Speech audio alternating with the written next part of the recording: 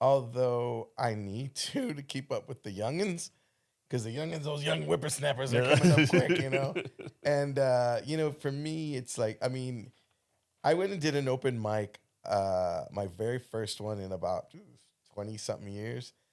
I went to go to a couple open mics, and I learned a couple things that night.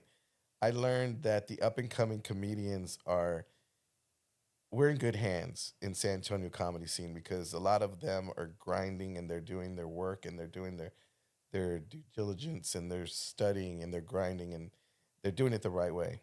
And they're a community that sticks together and helps each other out, and I love that. Although I did learn that I'm a legend, and I'm Sir now. Sir, oh, sir, you get the Sir. sir now. I'm like, oh, really? When did I get knighted? I love the respect level they give you, because they know who you are. They know you pretty much put San Antonio comedy on the map, and you did it, but you did it your way, Yeah. and they respect that. And then now I produce these comedy shows at Mi Familia once a month, and now we're branching out to Augie's barbecue now, and then we're gonna looking for another spot in the South Side so I can get a little run for them and just produce shows for them so they can keep sharp, because I know what it feels like to perform in front of an audience of four, and if I could give them a crowd and help the sponsors at the same time, that benefits everybody. And Absolutely. so it's something that, for me, I had this one young comedian. He goes, "Mr. Rodriguez, can you watch my set and let me know what you think?" And I go, "You don't have to call me Mr. Rodriguez." "Okay, Mr. Rodriguez, whatever you say." So I Well, I mean, I mean, want you to think about it. When you were an up and coming, barely there kid trying to do comedy, and you knew that there was this guy that had been grinding it out for 20 years plus yeah. and had made a name for himself Hmm. and actually hit it on a national level in many ways, that's not somebody you meet every day. And Right. when that person encourages you and that person gives you some good advice, you take that advice, Hmm. and you earn that. I can relate to that, because my personal mentor was Rick Gutierrez, and Rick Gutierrez was already in the game. He was polished, he was funny, and he was the best San Antonio had. And he actually, him and he was my mentor, and he was telling me, he groomed me, took me under his wing, and when I quit comedy to get right with God, it caused a division between us, because he felt that if I wasn't in comedy, then we had nothing in common, which That was the was only thing that you that was had. the only thing we were connected. Oh, And wow. I didn't think I didn't You didn't look at it that I didn't way. look at it that way. I felt, I thought we were friends, we were, and this could carry on. But for whatever reason, I respected his opinion, and just did my thing. And then when my wife told me I needed to go back to comedy, but to do it God's way and do it clean, it was the most, because I didn't know what I was going to do, and it Well, was the best thing. you had to reinvent I had to yourself. reinvent myself, and then instead of prior Eddie Murphy and Carlin, it was now Sinbad, Bill Cosby, and Rita Rudner, or Bob Hope. And I started studying all the clean comics and Dangerfield and all these guys that, Newhart and yeah, Newhart. yeah. And I just started studying, became a student again. And then at this time, you're trying to find your voice. You're trying to find what's your voice, what's your niche, what's going to make you. And it was, I found out, here you are, because at that time when I was coming up, the Latino Laugh Festival was a pinnacle for Latino comics. But for me, I didn't want to just make Latinos laugh. I wanted to make everybody laugh. Exactly. And I wanted to be more of a crossover comic, and that was my goal. My motto back then was lead, follow, or get the hell out of my way, because I'm coming, and I was not going to be stopped. And I was driven, and then when God came in the picture, it was different now because now I was not depending just on myself, but I was I was kind of like, Lord, you guide me where you want me to go and what it is you want me to do. And while guys were over here in the clubs and doing their thing, I was over here in the churches doing my thing. And I remember one guy told me one time, "Hey, Clifton, why you go over there and perform in these churches? You should come do a real crowd at the comedy club." I go, "I'll tell you what, I'll switch with you. You come do," I go, "I'll do your club of 400 sold out drunk folks, and you come do 1,500 of mine sober, judging every word that comes out of your mouth, and let's see who has a better set." Yeah. Let's see if you got 15 minutes Let's of see if you clean. got it. Because once you can't go, I mean, you ask some of these comics to go clean, and the first time they don't get a laugh, they go right back to They it. go right back to it. So That's what I find interesting is that you went from being a dirty comic, a blue comic, from being a blue comic, using curse words and sexual scenarios, I assume, and yeah, things like that in your comedy. Which, by the way, full disclosure, some of that I still like and still find very funny. I used to take my clothes off on stage. Man, you were like way before Bert Kreischer, way before. Yes. I had a joke. Bert I had Kreischer. a joke that it was when Temptation Island was on, and you remember that Did show? you really used to take your clothes off on Yes, stage? yes. You remember that movie? That show? Yeah. So Temptation. Never watched it, but I know. My wife and I were watching Temptation Island one day, and my wife goes, "What's this?" And I go, "It's Temptation Island."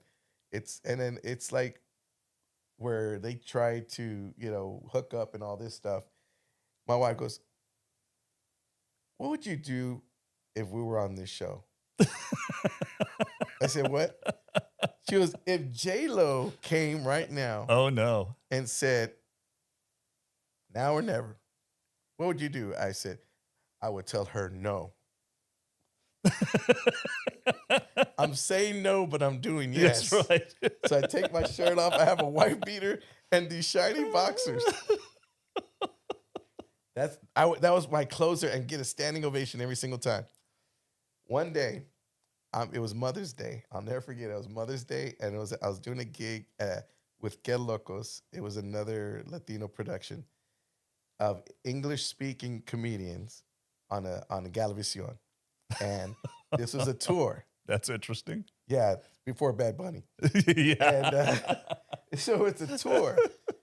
You had to bring up Which, Bad by the Bunny. way, You had I to bring couldn't up Bad understand Bunny. a word he said. You couldn't I'm just either, throwing huh? it out there. I heard the And I know Spanish. hey, Hey, uh. I'm like, what? Is that You couldn't Hungarian? What is? Good. I don't feel so bad because I was trying to it pick out wasn't- like every no, 10th trust me, word. even the Mexican was like, "What did he say?" I didn't understand what he said. Even the Puerto Ricans were like, "¿Qué dije?" What did he say? And so we're, it was Mother's Day, and I just heard that Sunday morning about compromise. Don't compromise. Don't Yep. compromise. And I remember I had the boxers on and everything under my pants and everything. But I remember I was feeling real convicted. I didn't want to do the joke. And the promoter, may he rest in peace, is no longer alive, but he comes up to me and goes, "Hey, Cleto, you got the shiny boxers on. Everybody came to see the shiny boxers." I go, I really don't think I'm going to do that joke today. He goes, "What do you mean everybody came to see the shiny boxers? They want to see the shiny boxers." I go, "Yeah, I know they do, but I really don't feel like I want to do that. Come on, they want to see the shiny boxers. We got to get them what they want to see." So now I'm pleasing him and not him. Exactly. I go up there. How did you handle that? I go up there. I did the joke. Standing ovation. Thank you very much.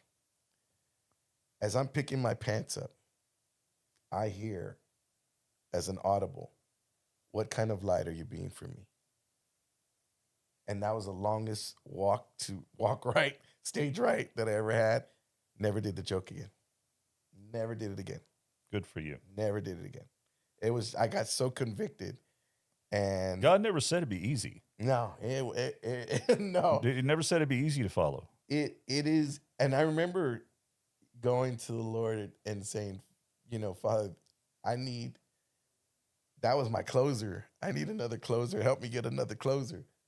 He gave me 3 more. And I said, "All right, I'm That's good. amazing. I'm good." I said, That's he's got you when you don't expect it, and he's got you. He's always working when you don't realize it and you don't even know what's going on. And for me, stand up has always been there. As I get older, traveling, it's a little bit different now because of I got a lot of health issues now I'm dealing with, and but you throw it in the act, like I lost my vision in this eye and I got to go take care of it, but it's like stuff just comes, I mean, you ever thought my about throwing on a patch and doing some pirate stuff? well, it's funny you say. I had a patch for a minute. I had a patch on I because saw you with the patch one I time. yeah, I had a patch on, and it eliminated a lot of questions. Like, I oh, bet okay, it well, did. now we know. Now we know he's bumping in the walls for no reason. We were at my brother-in-law's wedding, and that little girl, the flower girl, walked by. And what did she say? Look, Mama, Pirates of the Caribbean. I'm like, Out of the no, mouths of it's babes. me, Clepo. Hello. Yeah, she goes. What did she call me, pirates, or what did she call me, SpongeBob or something like that? It was something with a pirate in it. I was like, oh my goodness. Well, I'm going to hit one more time on clean versus nasty comedy, and what I thought about, and it's the first time I really thought about this because you're talking about your heroes, Hmm. Richard Pryor, Carlin. Um, I met Carlin, by the way. did you really? Yeah. Before he was bitter? No, That's too it bad. was toward the end of his career. San Antonio, if you have not experienced PJ's Coffee of New Orleans, you are missing out on a true taste of the Big Easy right here at home. PJ's Coffee brings the bold flavor and rich tradition of New Orleans coffee straight to you, from smooth cold brew and handcrafted espresso drinks to their signature iced coffees brewed daily using a special cold drip process that takes hours to make but seconds to love. You can visit PJ's Coffee at I-10 and Camp Bullish Road, and now a brand new location at 281 and Bulverde, making it even easier to grab your morning pick-me-up or meet up with your friends in a warm, welcoming space. Whether you're fueling up for work, powering through the afternoon slump, or just craving fresh beignets and pastries and a perfectly brewed cup of PJ's Coffee, they have you covered. Stop by today and taste the flavor of New Orleans right here in San Antonio at PJ's Coffee, proud sponsor of the Bomba Pod. But well, he was never at the end of his career. But the story was, we went to the Las Vegas Comedy Festival, and then as one of the packages, as a bonus, the gala, you get to go see George Carlin speak, and they called all the comics in before they opened the doors, and they said, "Okay, comics, y'all are going to sit here, but here's the deal: do not get up because we're recording this." Carlin comes in, he's talking, "Hey, how you doing? They told me I got to give you words of wisdom. Don't suck." That's about as honest as you can Yeah, be. and then he goes, "And unlike you schmucks, I gotta go do work at the MGM Grand, so I gotta make some money. So if you don't mind, I'm gonna be on my way. Try the veal; it's great." The only way out is through this door over here, and he's walking that way. I get up and I meet him, and I'm there, and I go, "How you doing, Mr. Carlin? My name's Cliff Rodriguez. I'm with the comedian from San Antonio, Texas." He goes, "Good, get the hell out of my way." I'm like, "Okay." That's how I met That's him. about what I would expect. That's how I met him. But what I observed is you've got Carlin, you've got Eddie Murphy, you've got, with the exception of Eddie Murphy, although even Eddie Murphy, before his big stand-up album that he put out, was doing Saturday Night Live. Mm-hmm. And he was clean on Saturday Night Live, semi-clean. I mean, his big characters were, I mean, the worst thing he did was the James Brown in the hot tub, skit. I'm gonna get in the hot tub. But Carlin and Pryor were both clean. Yeah. They started clean and ended up very far from that, which I don't think takes nearly as much thought, and I don't mean to disparage them because their talent was oozing. Oh yeah. But I think it's a different kind of talent to go from being a blue comic to a clean comic. Yeah, I mean, it's like for me, when I studied stand up, when I first started doing it, I really dissected a lot of comedians that I liked, and you had guys that you heard of, and you got guys that you didn't hear of. A lot of people never heard of Bill Hicks, and he was one of the Bill was one of the Texas. funniest guys Oh I've man, ever heard in he my life. he was so funny, and uh he was what you call accessible. You know, Yeah.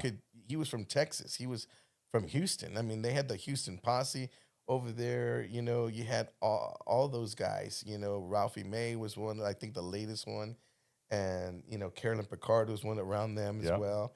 And you know, you had like a lot of people don't. They ask me who are my influences, and you know, Murphy and Carlin and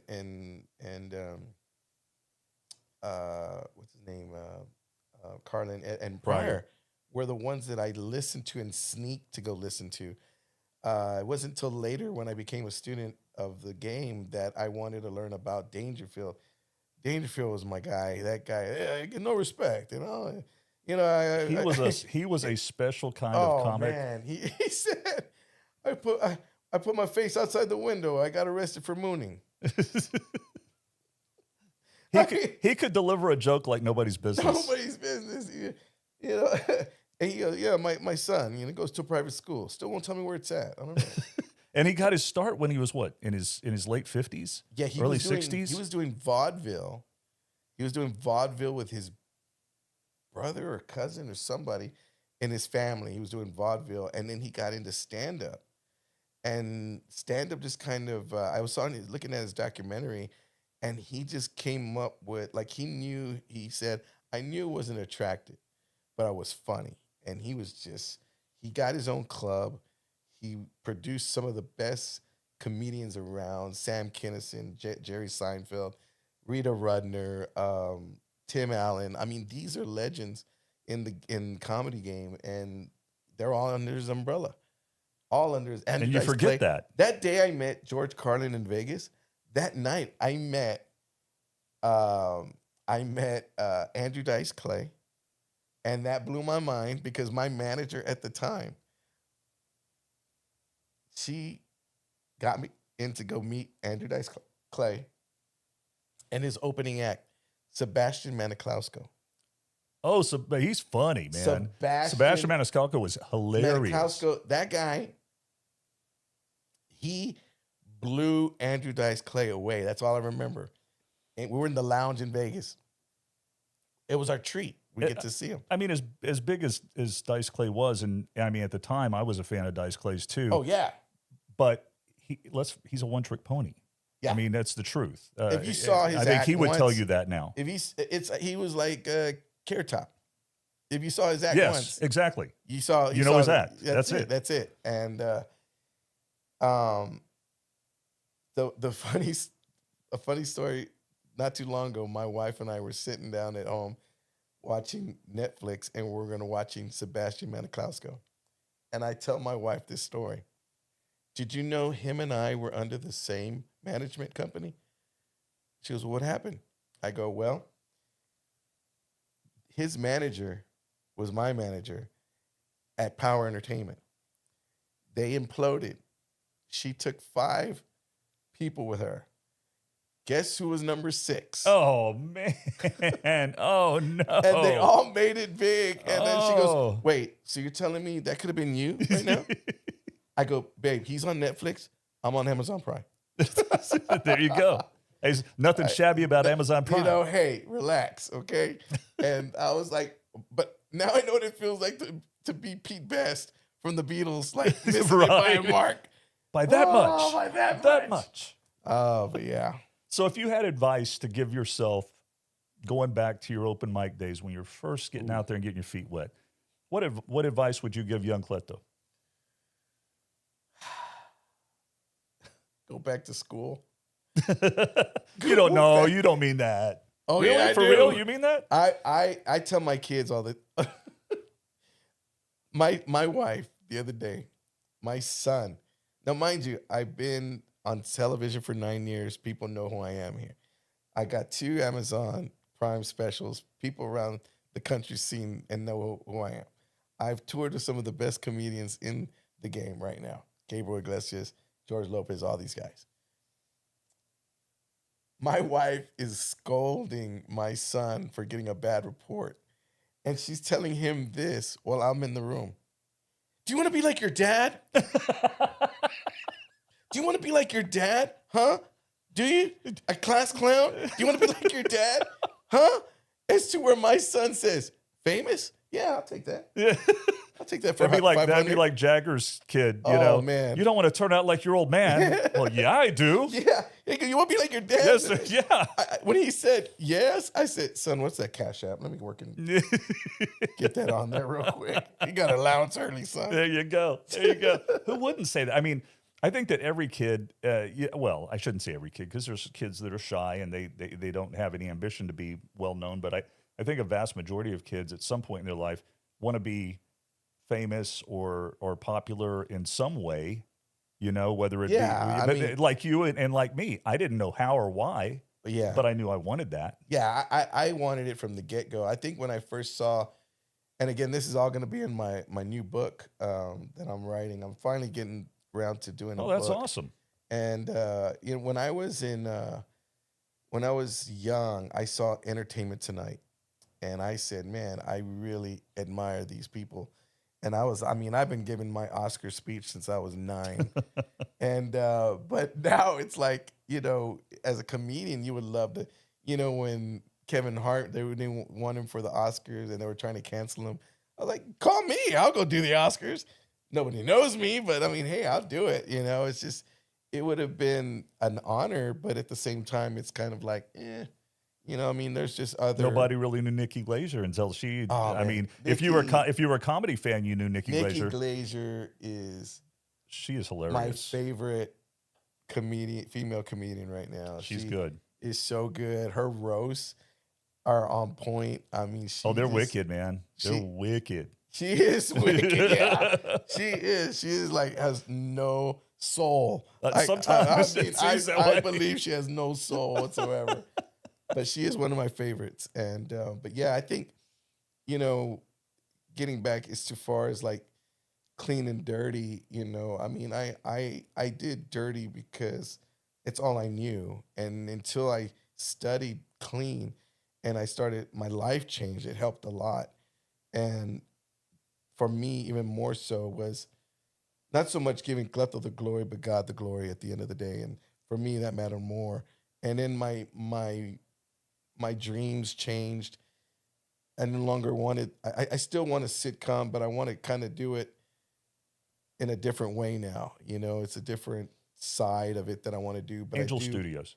Huh? Angel Studios. Yeah, Angel Studios. You can do it. Yeah, definitely. And I want to do it with a little bit more of letting people know that it's like you could be a Christian, but you can also laugh at life. And a lot of people don't realize that. They just think that, oh man, I'm doomed if I go that route. And I am fascinated sometimes with some of my friends. They're like, man, I don't want to give up my life. You don't. You don't give it up. It's just a matter of what they don't understand is you gain it. Yeah, you gain it. They don't understand that. Yeah, that's exactly right. That you don't understand. You gain it, and they don't. It's been a mission. I remember when I first. Oh man, when I came back to comedy and it was clean, and people were like, "Man, you're back," and I remember my wife gave me a WWJD bracelet back in the day, and this is when I knew that my comedy was my ministry, because one of my friends from California, he saw my bracelet. He goes, "Hey bartender, let me have what he has on his arm." I go, "You want to know about Jesus?" He goes, "No, white wine and Jack Daniels, right?" That's when I knew. What was it? The harvest is plenty and the workers are few. That's when I knew.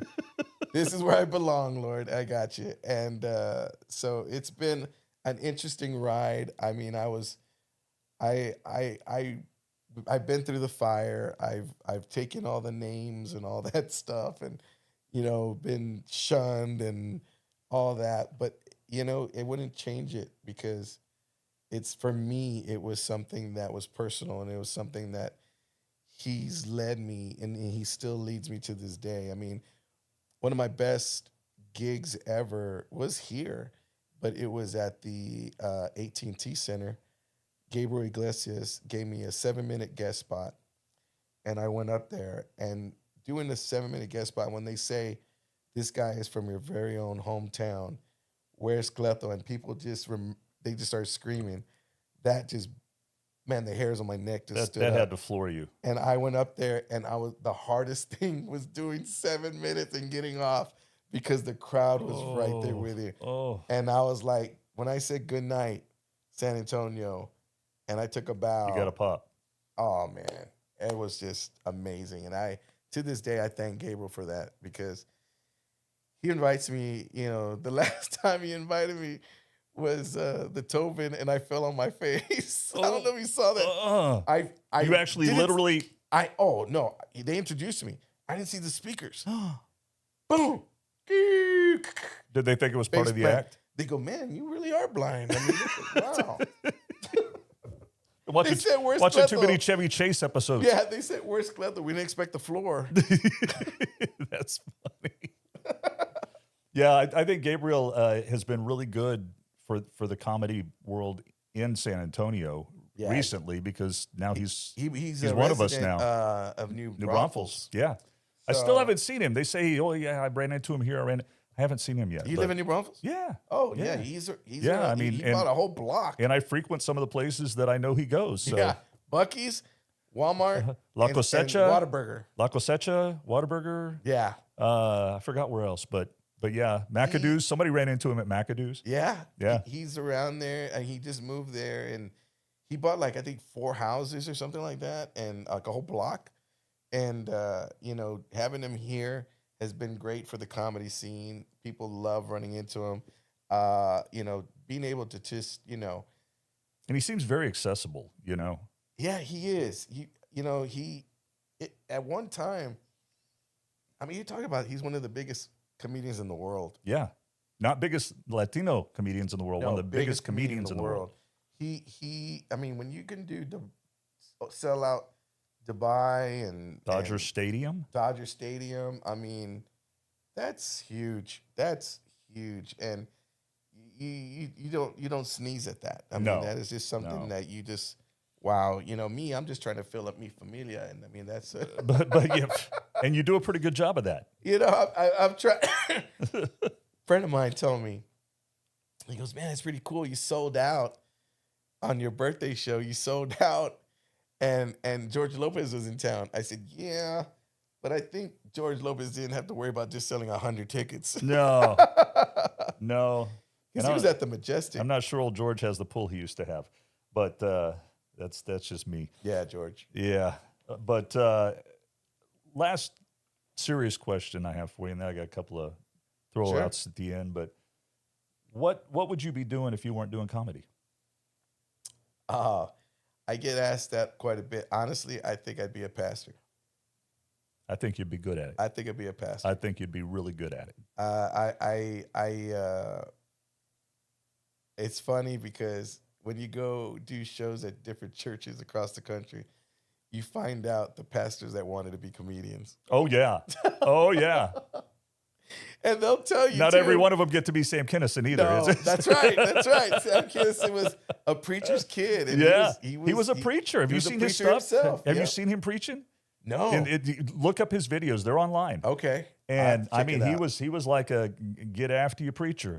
He was brimstone, fire and fire, brimstone, Yeah. jumping around, yelling. I mean, imagine his comedy energy on the pulpit. Wow. Crazy. I have to see that. Because, pretty funny. I think for me, I definitely would be a pastor.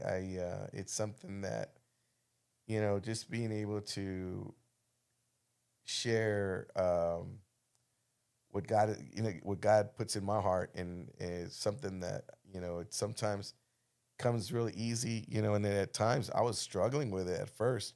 Like I didn't want to answer the call, if you will. But then comes a time when you're tired of being tired, and God says, like, I got something for you. I'm just waiting for you. And when you finally surrender and just give it to him, you don't know what's going to happen. You don't know what's behind door number 1, door number 2, door number 3. Right. And it's till you walk through it till you find out, okay, I can deal with this. Or, oh, wow, okay, Lord, oh, wow, I didn't know this was behind this door. and it's now something for myself that I enjoy, you know, my quiet time and, being able to have that relationship. I found out during my COVID when I was really sick, I was in ICU for 3 weeks. During that time, I didn't make any deals with God, but I did say, if I got out of here, I would give you the glory, no matter where I'm at. And He did get me out of there, and I wasn't supposed to walk out of there. I mean, you're looking at a walking miracle, Mark. Now they had me I in know the you were in dirt. bad shape. Oh man, they had me in the dirt because my oxygen level was supposed to be at 99 and it was at 48.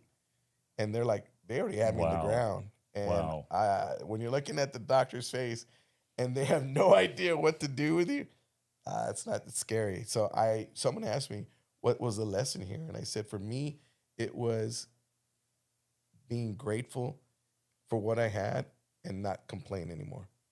And I was complaining before about where I was in my career and how come I don't have this yet, and what kind of husband I was, and what kind of dad I was, and I just felt like I wasn't meeting the mark, and I just complained and complained and complained.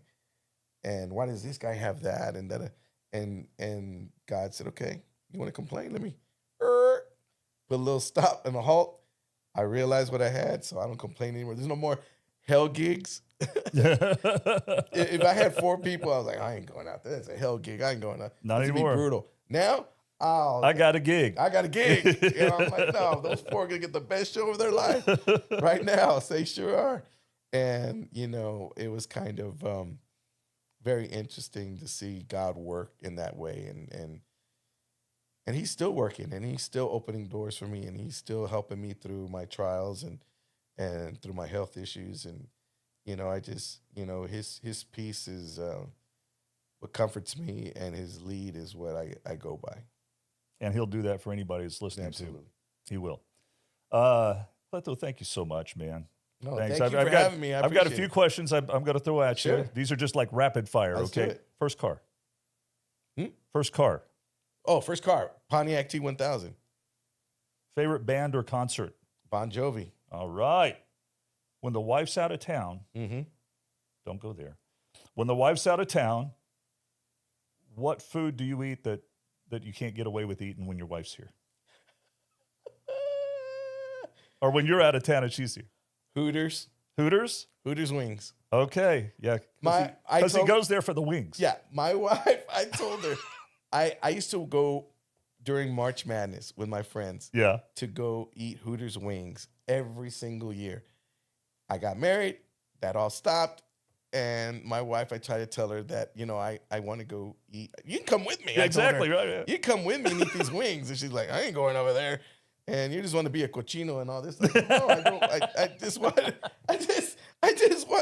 get the wings. And I told my wife, and this is so funny.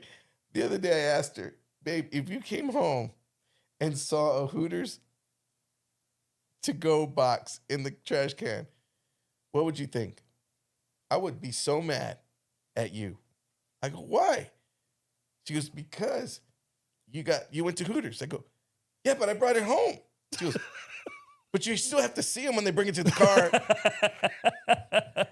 I couldn't win. Oh, win. man. I said, that was good, though. What's your first car? My first car, Chevy Impala, 78. Ooh, 78 Chevy Impala. nice. Yeah. And it was green mostly, except for the front panel. I don't know why I hear that. All of a sudden, I feel like saying, all right, all right, all right. Yeah. Everybody, Cleto Rodriguez, thank you so much for being here and being the inaugural guest Well, on thanks the for Bomba having me. I Pod. appreciate it. Anytime you let me know, I got plenty more to say. I get to chapter 2 next time. I'll get you back. Got a book coming out sometime in the Yes, future, yes. near future. And where are you going to be playing next? Next, I will be in the Valley for Valentine's Day. For all the loved ones, I'm going to be in the Valley. Valentine's Day?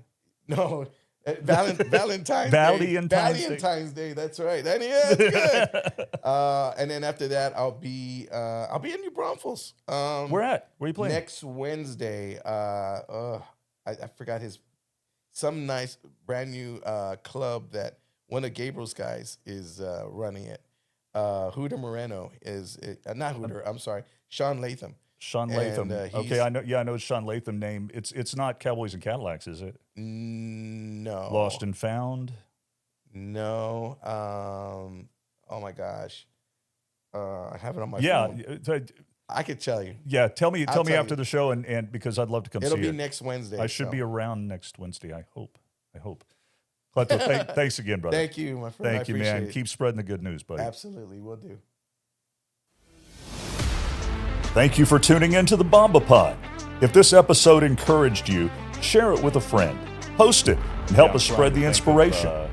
Special thanks to our producer, Dennis Ayotte, and to our sponsors, Window World and PJ's Coffee of New Orleans, for helping make these conversations possible.